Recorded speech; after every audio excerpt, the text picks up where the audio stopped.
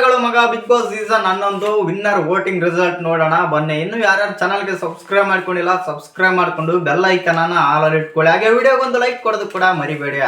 ಇನ್ನು winner voting result over all ಆಗಿ ಬಂದ್ಬಿಟ್ಟು ಈ ಮೂರು ದಿನಗಳಲ್ಲಿ ಬಂದ್ಬಿಟ್ಟು ಎಷ್ಟು ವೋಟ್ಸ್ ಬಂದಿವೆ ಅಂತಂದ್ರೆ ಓವರ್ ಆಲ್ ಆಗಿ ಎಲ್ಲ ಸ್ಪರ್ಧಿಗಳಿಗೆ ಸೇರಿ ಬರೋಬ್ಬರಿ ಬಂದ್ಬಿಟ್ಟು 7,30,00,000 ಪ್ಲಸ್ ವೋಟ್ಸ್ ಆದ್ರೆ ಬಂದಿವೆ ಒಂದು ಸರ್ವೆಯಲ್ಲಿ.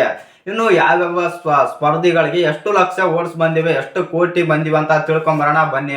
ಎಸ್ಪೆಷಲಿ ಹನುಮಂತ್ ಅವರ ವೋಟ್ಸ್ ಕೇಳಿದ್ರು ಕೂಡ ನೀವು ಶಾಕ್ ಆಗ್ತೀರಾ. ಆ ತರ ವೋಟಿಂಗ್ ಬಂದಿವೆ ಅಂತ ಹೇಳ್ಬೋದು ಹನುಮಂತು ಅವರಿಗೆ.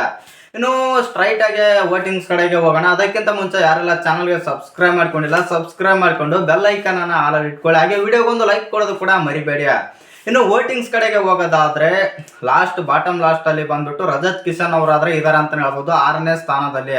ಇವರಿಗೆ ಬಂದ್ಬಿಟ್ಟು ಓವರ್ ಆಲ್ ಆಗಿ ವಿನ್ನರ್ ವೋಟಿಂಗ್ ರಿಸಲ್ಟ್ ಎಷ್ಟು ಬಂದಿವೆ ಇವರಿಗೆ ವೋಟ್ಸ್ ಅಂತ ಅಂದ್ರೆ 53 ಲಕ್ಷ ಪ್ಲಸ್ ವೋಟ್ಸ್ ಆದ್ರೆ ಬಂದಿವೆ ರಜತ್ ಕಿಶನ್ ಅವರಿಗೆ.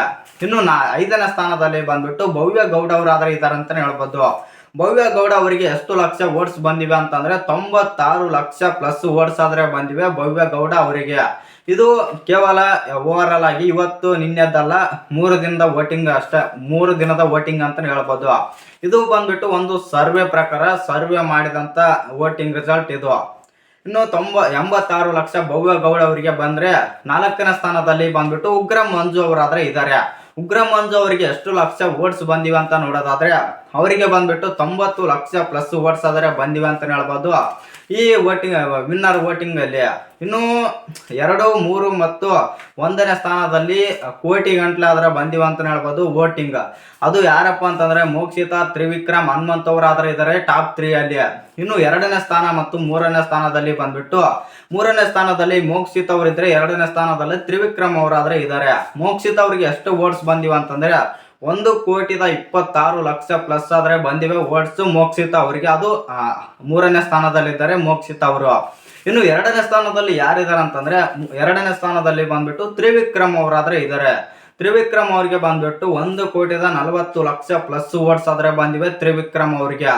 ಇವ್ರಿಗೂ ಕೂಡ ಇಬ್ಬರಿಗೂ ಕೂಡ ಕಾಂಪಿಟೇಷನ್ ಬಿದ್ದಿದೆ ಅಂತ ಹೇಳ್ಬೋದು. ಆ ತರ ವೋಟ್ಸ್ ಆದ್ರೆ ಬರ್ತಾ ಇವೆ ಇಬ್ಬರಿಗೂ. ಇನ್ನು 2 ದಿನ ವೋಟಿಂಗ್ ಪೋಲ್ ಕೂಡ ಆನ್ ಅಲ್ಲಿ ಇರ್ತವೆ. ಆ ಕಾರಣದಿಂದಾಗಿ ಯಾರಿಗೂ ಕೂಡ ಜಾಸ್ತಿ ಬಂದ್ರು ಅಚ್ಚರಿಯಲ್ಲ. ಇನ್ನು ನಿಮ್ಮ ಪ್ರಕಾರ ಯಾರಿಗೆ ಜಾಸ್ತಿ ಬರಬೇಕು ಮತ್ತು ಯಾರು ವಿನ್ ಆಗ್ಬೇಕು ಅಂತಲೂ ಕೂಡ ಕಮೆಂಟ್ ಮಾಡಿ. ಇನ್ನು 1ನೇ ಕ್ರಮಾಂಕ ಅಂದ್ರೆ 1ನೇ ರ್ಯಾಂಕ್ ನಲ್ಲಿ ಬಂದ್ಬಿಟ್ಟು ಯಾರಿದಾರ ಅಂತಂದ್ರೆ ಅದು ನಮ್ಮ ಹನುಮಂತ್ ಅವರಾದ್ರೆ ಇದಾರೆ ಅಂತ ಹೇಳ್ಬೋದು. ಹನುಮಂತ್ ಅವ್ರಿಗಂತೂ ಸಿಕ್ಕಾಪಟ್ಟೆ ವೋಟ್ಸ್ ಆದ್ರೆ ಬಂದಿವೆ ಮತ್ತು ಈ 3 ದಿನದಲ್ಲಿ ಎಷ್ಟು ವೋಟ್ಸ್ ಬಂದಿವೆ ಅಂತಂದ್ರೆ 2,80,00,000 ಪ್ಲಸ್ ವೋಟ್ಸ್ ಆದ್ರೆ ಬಂದಿವೆ. ಇದು ಸಾಮಾನ್ಯದ ವೋಟ್ಸ್ ಅಂತ ಅಲ್ವೇ ಅಲ್ಲ ಅಂತ ಹೇಳ್ಬೋದು. ಇನ್ನು ಹನುಮಂತ್ ಅವರಿಗೆ ಯಾವ ತರ ಸಪೋರ್ಟ್ ಮಾಡ್ತಾ ಇದ್ದಾರೆ ಈ ನಮ್ಮ ಕರ್ನಾಟಕದ ಜನರ ಅಂತಂದ್ರೆ ಸಿಕ್ಕಾಪಟ್ಟೆ ವೋಟ್ಸ್ ಆದ್ರೆ ಆಗ್ತಾ ಇದಾರೆ ಅಂತ ಹೇಳ್ಬೋದು ಹನುಮಂತ್ ಅವರಿಗೆ. ಇವರಿಗೆ ಬರೋಬ್ಬರಿ 2,80,00,000 ವೋಟ್ಸ್ ಅಂದ್ರೆ ಸಾಮಾನ್ಯದ ವೋಟಿಂಗ್ಸ್ ಅಲ್ಲ ಅಂತ ಹೇಳ್ಬೋದು. ಆ ತರ ವೋಟ್ಸ್ ಆದ್ರೆ ಬರ್ತಾ ಇವೆ.